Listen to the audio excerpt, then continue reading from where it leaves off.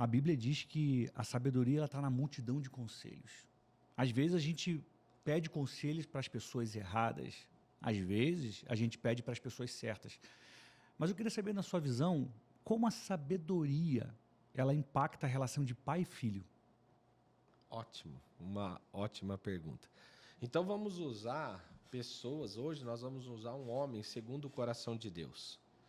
Né? Porque eu acho que a Bíblia fala que o coração é mais enganoso do que uma pessoa em desespero. Então nós temos que usar o coração de Deus para nos dar direção.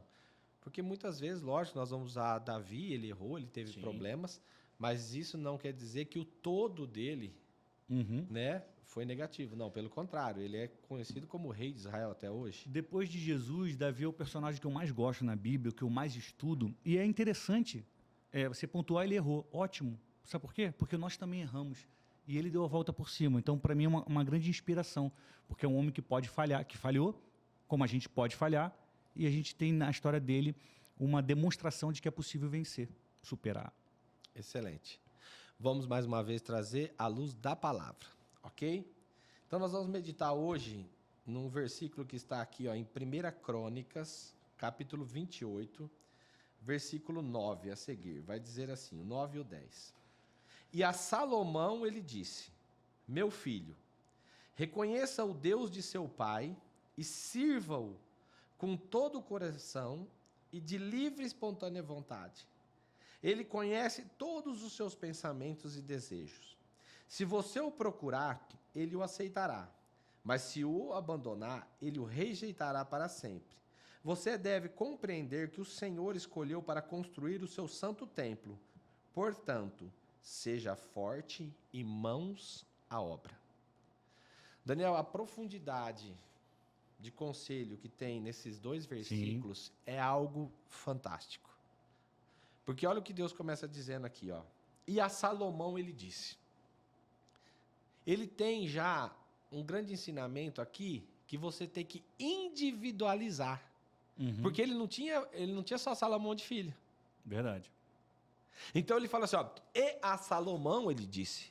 Isso quer dizer que nós temos que ter a sabedoria de a cada filho nosso dar uma direção, destino segundo aquilo que Deus propôs para cada um.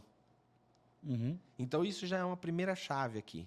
Não queira conversar com filhos desiguais de forma igual.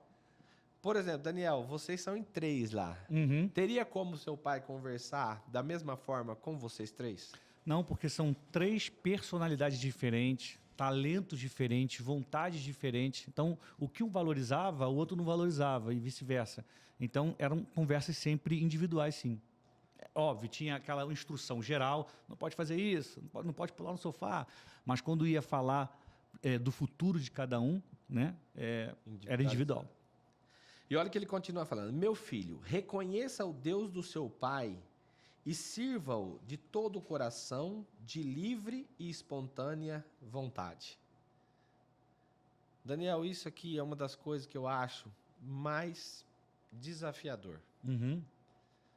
Desafiador é você, primeiro, ter a credibilidade de falar assim, ó, reconheça o Deus que eu sirvo.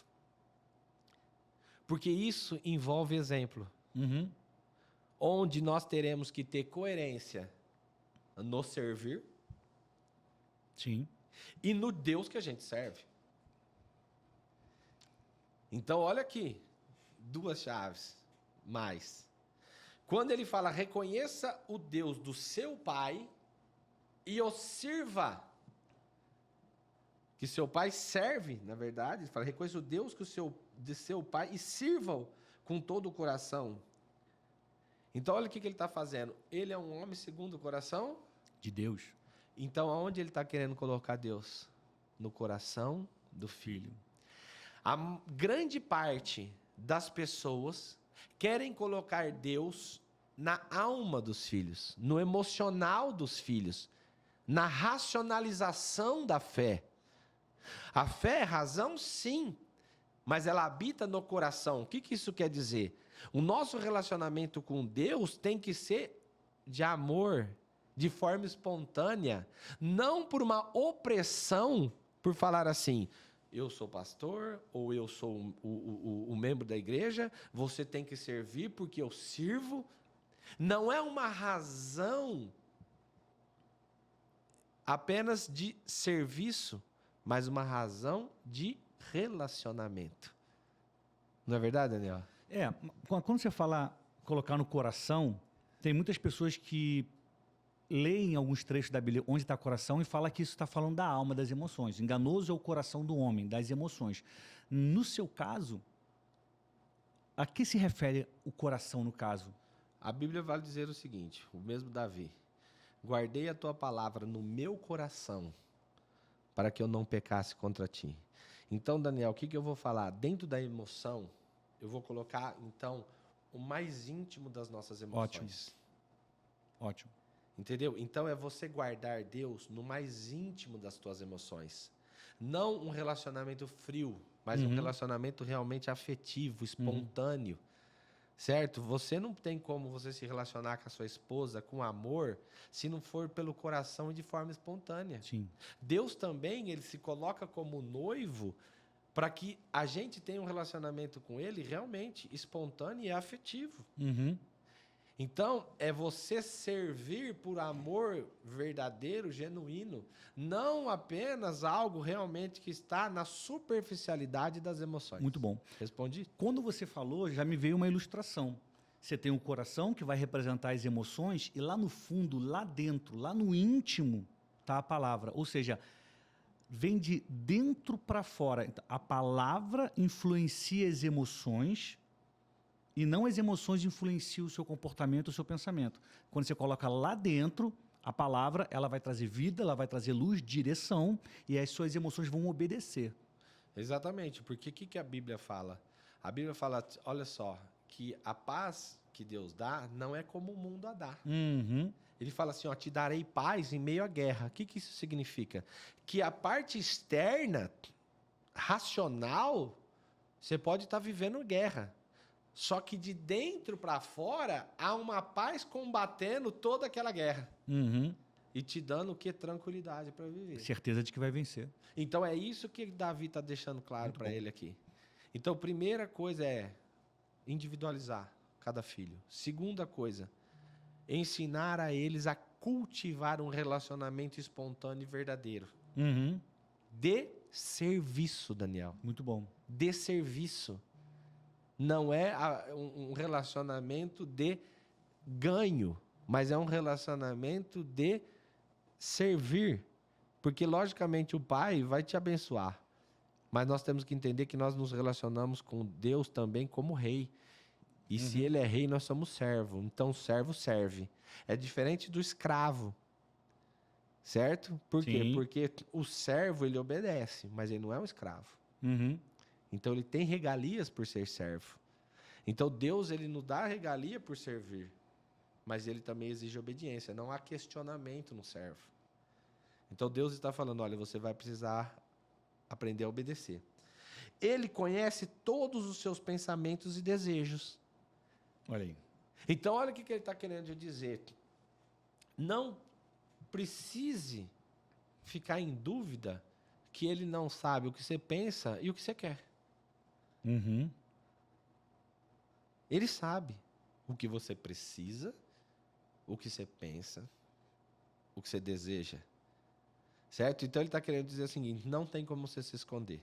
Muito bom. A espontaneidade não tem como ser falsa. Ao menos diante de Deus, né? Ao mesmo diante de Deus.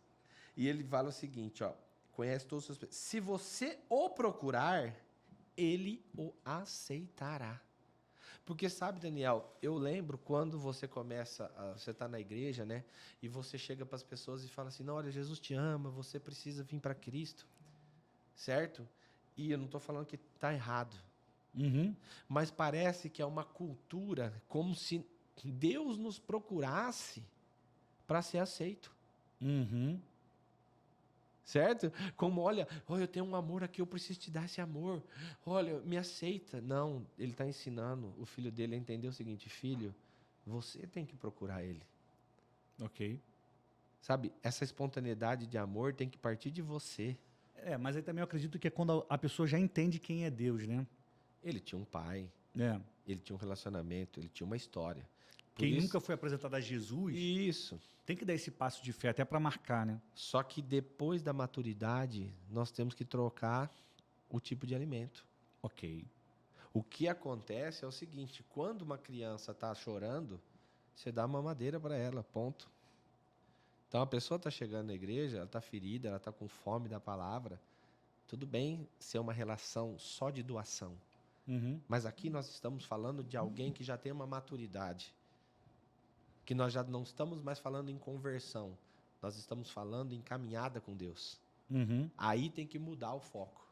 Por isso que agora não é mais uma cura, mas um aconselhamento. Uhum. Aqui ele não está sendo convertido, ele está sendo direcionado.